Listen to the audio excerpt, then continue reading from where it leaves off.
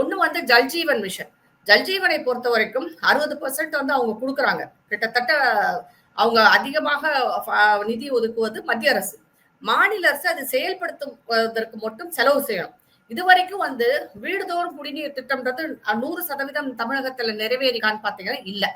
பண்ணல. ஏன்னா இவர்கள் சொல்லும் இந்த காரணம் தான். அந்த குடுக்குற ஃபண்டையும் இவங்க சரியா யூஸ் பண்றதும் கிடையாது. அதே மாதிரி தான் வந்து அட்டல் யோஜனான்னு சொல்லிட்டு இந்த மத்திய அரசு வீடு கட்டுவதற்காக கொடுத்த இந்த அர்பன் இதுக்காக நான் சொன்னேன் இல்லையா, அதுல வீடு கட்டுவதற்கு கொடுத்த பணத்தை இவங்க முழுசாக உபயோகிக்காம திருப்பி கூட அனுப்பிச்சிருக்கிறாங்க.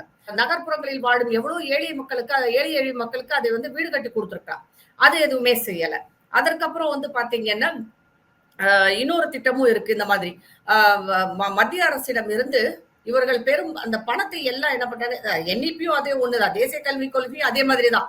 மத்திய அரசு நாங்க உதவி பண்றோம்னு சொன்னாலும் இவங்க வேண்டாம்னு சொல்லிட்டு நாங்க வந்து மத்திய அரசோட கல்விக் கொள்கையை நாங்க உள்ள விட மாட்டோம்னு சொல்லிட்டு அந்த நிதியை வந்து பெறாமல் இன்றைக்கு வரைக்கும் நிறுத்தி வைப்பதும் மாநில அரசு தான்.